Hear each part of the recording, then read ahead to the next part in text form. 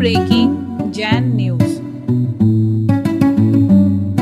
महाराज के चरणों में नमोस्तु, छुल्लक जी के चरणों में इच्छामि इच्छामि इच्छामि। महाराज जी, मेरी जिज्ञासा है कि धर्मनाथ भगवान के बाद कुछ धर्म में विच्छिन्न आया था और उसके बाद शांतिनाथ भगवान से लेकर आज तक निरंतर शांति धारा होती आ रही है और आपके श्रीमुख से भी शांति धारा का बहुत ज्यादा महत्व बताया गया है और देखा गया है कि लोगों में शांति धारा के प्रति बहुत ही बढ़ चढ़कर आदमी इस शांति धारा का वो कर रहे हैं। अपने जीवन में शांति धारा का बहुत बड़ा महत्व है। प्रश्न करें। महाराज श्री, मेरा प्रश्न है कि कुछ धर्म जानने वाले महानुभाव कुछ मंदिरों में शांति धारा का निषेध करते हैं। महाराज जी, ये कहाँ तक उचित है? और आपने एक बात कही थी कि मोराजी में कि वहां जाकर कुछ नए तरह की बीन बजाना है, तो ऐसे महाराज जी महानुभाव नगीनों के लिए आपकी कब बीन बजेगी?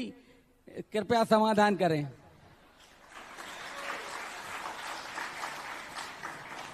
पहली बात है कि शांति धारा जो शुभदीनाथ भगवान के बाद और धर्मनाथ भगवान के, शांतिनाथ भगवान के पहले बीच बीच में धर्म का विच्छेद हुआ। शांति धारा जो है एक ऐसी पद्धति है, विरोध करने वालों से नहीं, जिस चीज का विरोध हो रहा है समझ लेना वह चीज सबसे अच्छी है,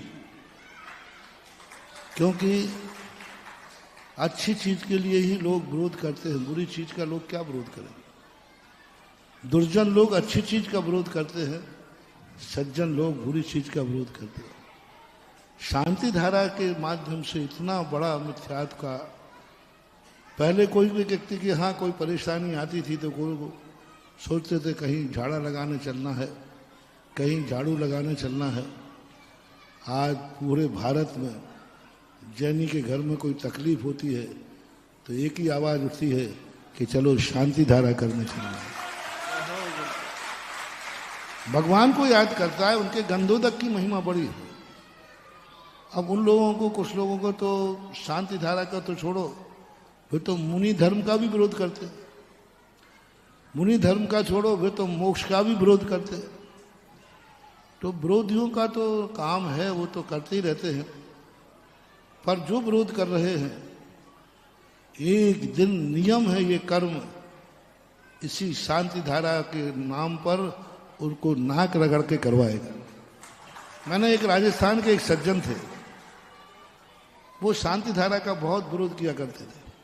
मेरे सामने भी कहते थे, आते थे मेरे पास, बोले महाराज ये ठीक नहीं है, ये तो अच्छा नहीं है, ये तो ठीक नहीं, ये तो लोभ है, ये तो प्रलोभन है। कंजाइश थे वो, पर मेरे पास आते थे। एक दिन उनके जीवन में ऐसा संकट आया कि वो इतने भयभीत हो गए कि उनको सामने मौत दिखने लगी, परिवार बर्बाद होते दिखने लगा। उनके मन में एक ही बात आई, बस अब एक ही शरण है, शांति धारा। और वो शांति धारा करने आए और बोरी ले रहे थे, तो मैंने कहा भैया शांति धारा अच्छी चीज नहीं, मैं तो नहीं कराऊंगा, आपके लिए शांति धारा कराऊं, ये तो संभव नहीं, अच्छी चीज ही नहीं। वे रो पड़े, मेरे पैर पकड़ ले, बोले महाराज मुझे बचाओ, मैंने शांति धारा का विरोध किया है, शायद मेरी जिंदगी में वही पाप का उदय आया है। आज मैं शांति धारा करके सारी समाज को दिखाना चाहता हूं कि मैं शांति धारा का जिसका विरोध कर रहा था, आज उसी शांति धारा की शरण में मुझे आना पड़ा। और वो ऐसे प्रभावित हुए और उस शांति धारा का गंधोदक लिया उन्होंने, काकताली न्याय से उसका लाभ उन्हें मिला। आज वे प्रति दिन जब भी मौका पड़ता है शांति धारा लिए बिना नहीं छोड़ते। तो ये सब क्या है, थोड़ा जिनका पुण्य का उदय होता है ना, तब ये बातें होती हैं। जब थोड़े पाप का उदय आए ना, तो जो भगवान के अभिषेक को भी गंदा पानी मानते हैं। कर्म एक ऐसी चीज होती है कि वे गधे के पैर धोते हुए पाए जाते हैं। हाँ, ये कर्म बड़ा विचित्र है।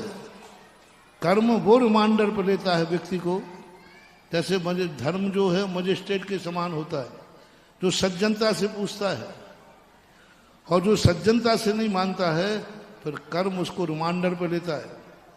और कर्म इतना रिमाइंडर पर लेता है कि फिर वो कहता है गधे के पैर धोता है कि नहीं? बोले जी। कर्म की मार में लोग गधे को धो, तो जो ये शांति धारा आदि का विरोध कर रहे हैं, ये एक दिन गधे का पैर धोते हुए, गंदोदक नहीं पीते हुए मिलेंगे।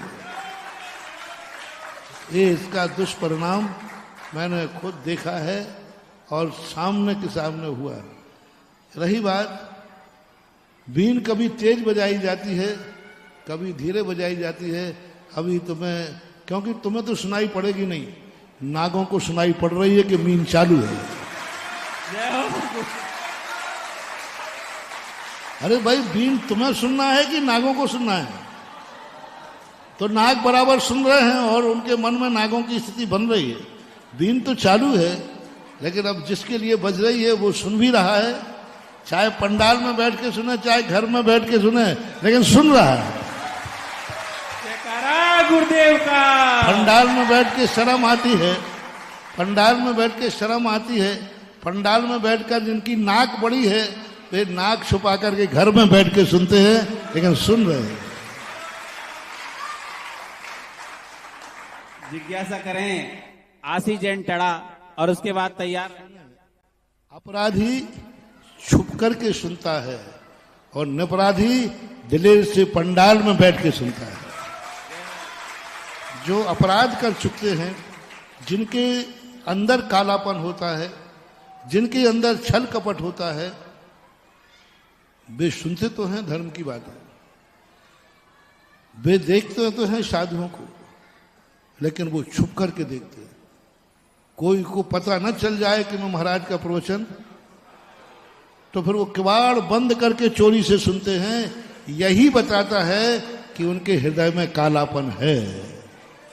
और जो खुला दिल से पंडाल में बैठ के सुनते हैं, यही बताता है कि ये निरपराधी हैं, धर्म की बात सुनते हैं।